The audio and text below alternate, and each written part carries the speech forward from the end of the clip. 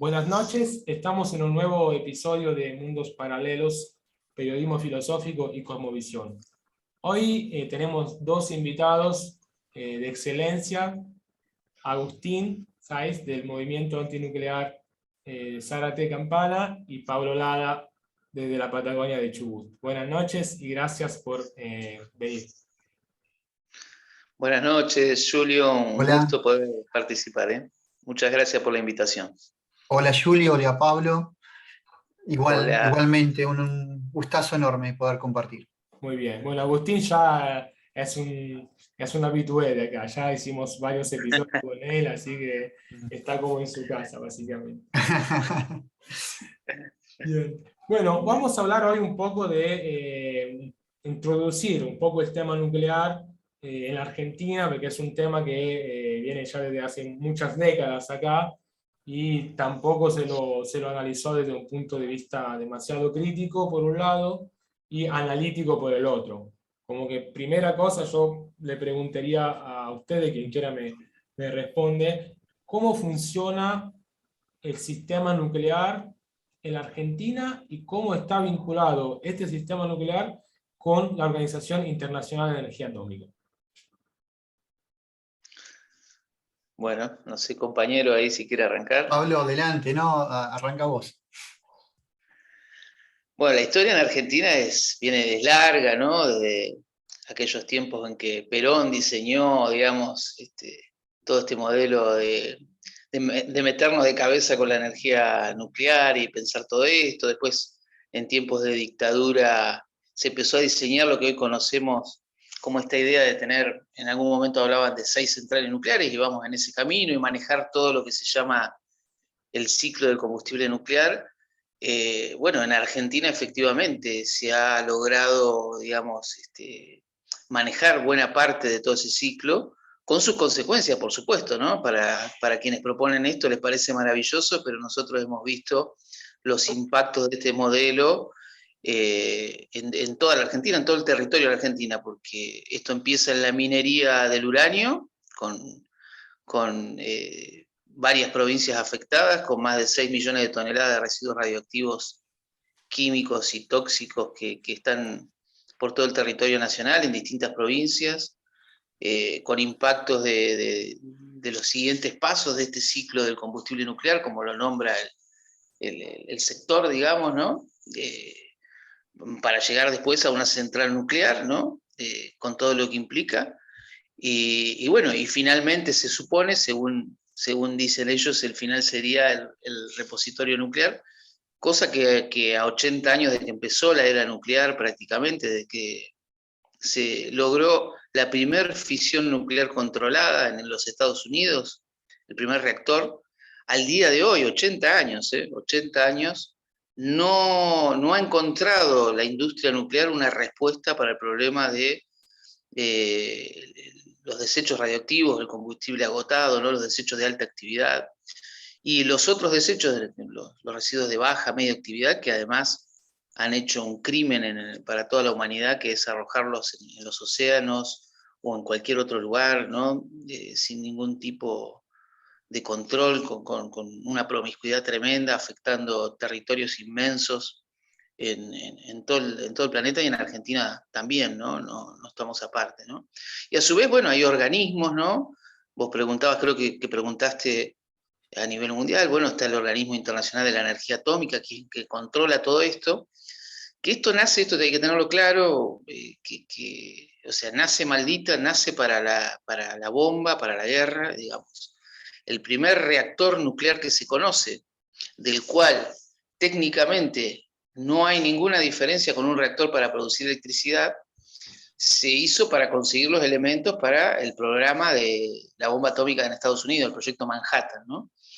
Y luego de eso, cuando Estados Unidos en particular empezó a ver que no podía controlar y había muchos países que estaban empezando a meterse en el mundo nuclear, decidió ellos mismos promoverla y a su vez controlarla, ¿no? Y estos organismos están manejados principalmente por estas potencias, ¿no? Obviamente de Estados Unidos a la cabeza, Europa y distintos países que controlan estos organismos, ¿no? Que a su vez controlan a los países justamente, fundamentalmente, más que para la seguridad nuclear, como dicen ellos que para eso fueron creados, ¿no? Más allá de que también funcionen en ese sentido, en teoría, fundamentalmente para controlar, para que otros países no puedan, los que ellos no quieren, o los países díscolos no desarrollen armas nucleares y los puedan tener bajo el pie, digamos, de quienes han impulsado todo esto, ¿no? Aquellos átomos para la paz, así lo llamaron, ¿no? Que trataron de dar vuelta a ese sentido después de que se habían arrojado las bombas atómicas, efectivamente funcionó de una manera que logró que se llene de reactores nucleares en muchísimos países, ¿no? Incluido el nuestro también, ¿no? Claro. Por eso estamos bajo el control de estos organismos también nosotros, ¿no? Claro. Sí. Y entonces, estamos justo hablando del alcance mundial, ¿no? De la energía nuclear. Sabemos que el movimiento para el desarme nuclear está en este momento bastante, digamos, para atrás, entre comillas, porque hay cada vez más países armados a nivel nuclear. Y, Agustín, lo que está pasando en Ucrania hoy día es un poco, ¿no? La demostración de que países nuclearistas, no solamente a nivel militar, sino también a nivel civil, haciendo esta distinción que es una distinción problemática también, ¿no? En realidad sabemos que no hay una gran distinción entre los dos ámbitos, demuestran que también a nivel estratégico, ¿no? Hay como un riesgo grande, ¿no? De los países que tienen desarrollo nuclear en su territorio. Demuestra que la lucha por la paz y por el desarme era necesario, porque esta situación latente, más allá de la dificultad que tenga, porque cuando estamos hablando de las potencias nuclearizadas que tienen obviamente que se posicionaron arriba de todo en todos los sentidos, impartiendo un modelo, una cultura, imponiéndola. Entonces, lo que muestra esta situación de Ucrania era que era obligatoria y necesaria una lucha de concientización por la paz, aunque sea utópica. Porque ahora, ¿qué hacemos? Vemos la guerra por la tele, vemos los combates en Chernobyl. Bueno, todo esto era una responsabilidad de toda la sociedad civil. Hubo un movimiento muy interesante a partir del 2007, que fue promovido por los Ibakuyas en Japón, que lo conquistaron la ley antinuclear, ¿sí? En el sentido de que fue legislada en la ONU, una ley que fueron adhiriendo países periféricos, pero tiene una jerarquía de prohibición. O sea, es el único instrumento que tenemos hoy en día es exigir a nuestros gobernantes que adhieran a esa ley y que la usen para posicionarse en contra de estas potencias. Entonces, por un lado, sí, la situación que estamos viendo era una situación latente. Los países nuclearizados, sobre todo de la OTAN, no eran países que estaban almacenando armas nucleares porque sí. Formaban parte de un diseño que fue evolucionando, que pasó por Medio Oriente, y ahora tenemos toda esta tensión en Ucrania, Rusia y con China, que ya viene de hace varios años, pero que obviamente va a generar un marco de inestabilidad permanente hasta quién sabe lo que pase. Entonces, volviendo un poco al discurso nuclear, yo quería mencionar algo importantísimo. Siempre hablamos del riesgo futuro, de lo que puede pasar en esta guerra, que es gravísimo, después lo vamos a explicar un poco mejor si tenemos tiempo, pero tenemos que, antes de ir ahí, recordar el impacto nuclear que fue desastroso en estos primeros 75, 80 años de energía nuclear. Ahora estamos en otro ciclo en donde, en el caso de las centrales nucleares, lo está impulsando China y Rusia, China en el marco de una carrera armamentística muy veloz, pero tenemos que mencionar que el ciclo de la energía nuclear colapsó abruptamente en lo que es Estados Unidos, los países de Europa, y el único país que está obligado a insistir con lo nuclear es Francia, porque es totalmente dependiente y no tiene ninguna otra alternativa posible para seguir siendo. Entonces, eso tiene que quedar claro, lo que significó la carrera armamentista, con miles y miles y miles de muertos en todo el planeta, donde hubo más de 2000 detonaciones nucleares, incluso sobre poblaciones civiles, en territorios muy cercanos de poblaciones civiles. Experimentaron con los efectos de las bombas en las islas del Pacífico, las tiraron, las programaron para que coincidan con las corrientes marítimas y de aire y evaluar el efecto en poblaciones enteras. Entonces estamos hablando de un ciclo que terminó desastrosamente mal. Tenemos que tomar conciencia de lo que fue ese ciclo para así empezar a analizar el presente y el futuro. Porque lo que pasó es demasiado grave. Poblaciones enteras, como dije, castigadas con lo nuclear en Estados Unidos, en las islas del Pacífico, en el norte de África, en China, en Rusia. Estamos hablando de Fukushima. Fukushima es una de las catástrofes imparables. Es un punto de quiebre desde el punto de vista ecológico tremendo.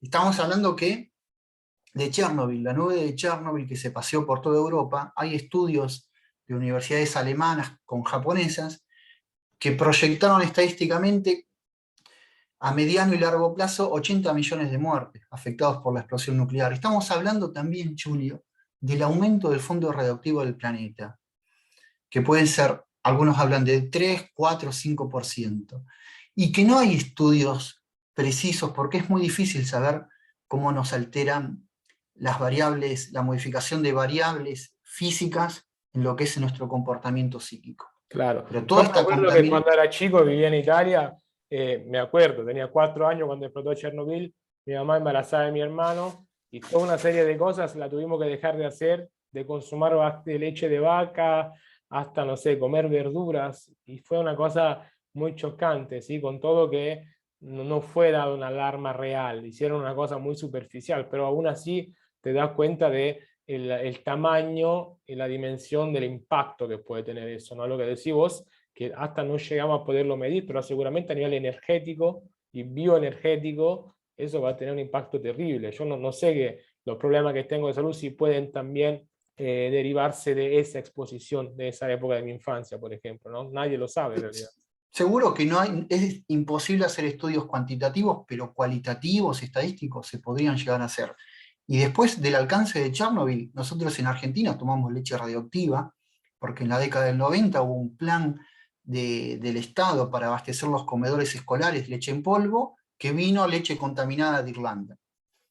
Y fue un escándalo, ocurrió algo parecido en México, pero estamos hablando de miles y miles de chiquitos que tomaron la copa de leche con radioactividad de Chernobyl. Y hubo un caso muy grave también de una yerbatera que importó fertilizantes de Europa, contaminado con radioactividad, y estuvimos tomando el matecito a la mañana con partículas radioactivas de Chernobyl. Pero bueno, un poco quería cerrar la idea de la catástrofe que fue. La catástrofe humanitaria, desde Hiroshima y Nagasaki a todas las poblaciones, entre comillas, del tercer mundo, que fueron bombardeadas literalmente, y la catástrofe medioambiental, ¿sí? Para ahora sí pasar que hay un nuevo ciclo de la energía nuclear, yo resalto esta idea de importar un reactor que está viniendo a Zárate, el Wallong-1, en el contexto de la carrera armamentística china. Es tecnología de uranio enriquecido. Claro. Bueno, dejámoslo ahí, Agustín, ahora volvimos.